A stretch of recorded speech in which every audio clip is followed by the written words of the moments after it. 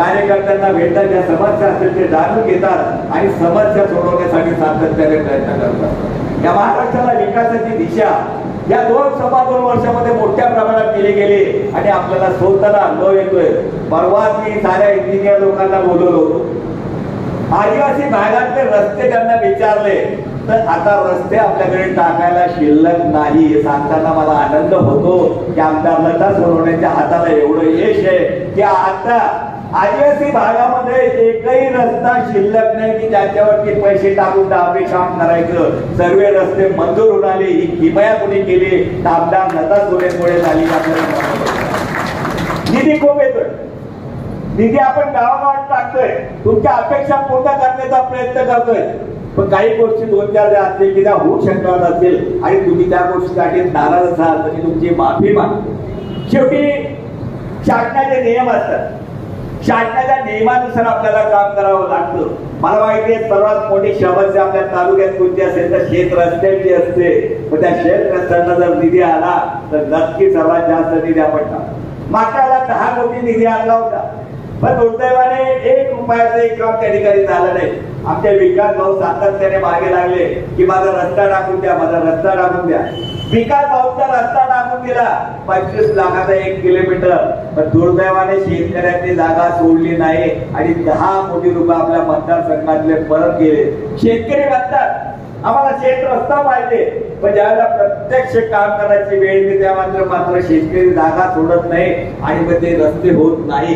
भविष्यात तुमची मानसिकता आपल्या गावागावामध्ये जाऊन सांगा की विकास हा विकास या कालखंडामध्ये होणार, निधी या कालखंडामध्ये येणार आहे.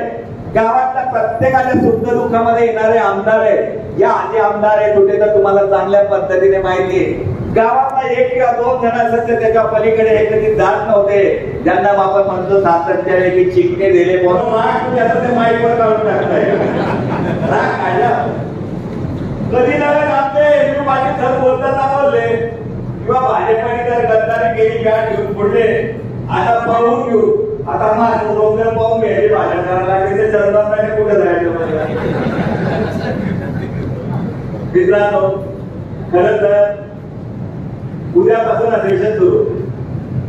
या अधिवेशनाला जाण्याच्या आधी तुमच्याशी बोलावं, तुमचे आभार मानावे या भावनेचं खरं तर ही आपली बैठक लावलेली होती. मागच्या 10 दिवसापूर्वी बैठक लावणार होतो. कार्यकर्त्यांची चर्चा केली. कार्यकर्ते म्हणाले की सांबा पाऊस येतोय, मला पेरण्या करायची आणि पेरणी करत असताना मग कार्यकर्त्यांना अडचणी होतील म्हणून आपण हे आठवडाभर पुढे पोस्टमार्क केले. आभार मानायला तर खरं मलाही 10 ते 15 दिवस लेटच होते. लेट याच्यासाठी झालं की माझा सर्व विचार हा होता की आमचे शेतकरी बांधव आहेत, आमचे सारे शिवसैनिक शेतीमध्ये काम करणारे शेतमजूर आहे, शेतीची काम आहे. यामुळे जर आपण आज बैठक घेतली तर हाताचं काम सोडून आमच्या साऱ्या कार्यकर्त्यांना यावं लागेल आणि त्यांचं नुकसान होईल. हे नुकसान होणार म्हणून माझ्या मनात विचार आला की आपण थोडं ही बैठक थोडी पुढे घ्यावी. अजूनही पुढे घ्यायचा विचार होता कारण पाण्याचा अजून तेवढा पाहिजे त्या प्रमाणात आपल्या तालुक्यामध्ये पाणी झालेलं नाही. पाण्यासाठी देवाला मी आणि माझ्या कुटुंबाच्या वतीनं नक्की प्रार्थना करते की देवा यावर्षी चांगला पाऊस पडू दे. कालच पेपर वाचला. या पेपर मध्ये पाहिलं की चोपडा तालुक्याच्या पाण्याची पातळी 1 मीटरने खाली जाते.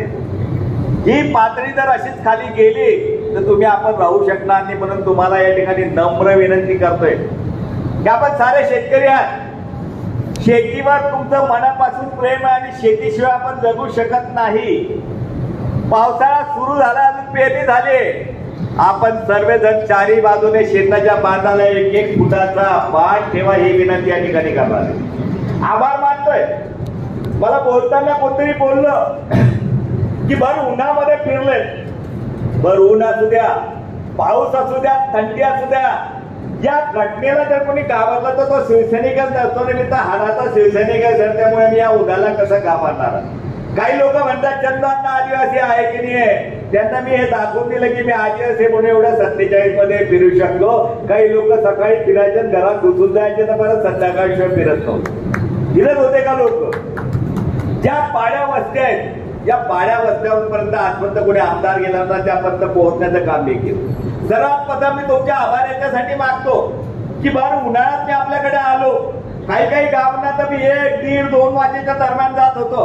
ऊन एवढं होतं की अंगाला चटके लागत होते. तरी मला कार्यकर्ता तास 2-2 तास वाट बघत होता.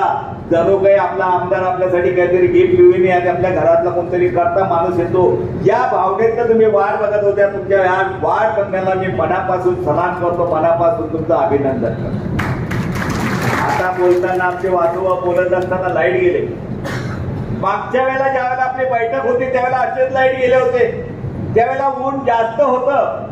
ते ऊन जास्त असताना सुद्धा मला एक कार्यकर्ता जागेवर उठला नाही. घनश्याम भाऊ अग्रवाल या कार्यक्रमाला आले होते मागच्या बैठकीला. ते आश्चर्य व्यक्त करत होते की तुमचे शिवसैनिक एवढी कशी शिस्त आहे, एवढी कशी तुमचे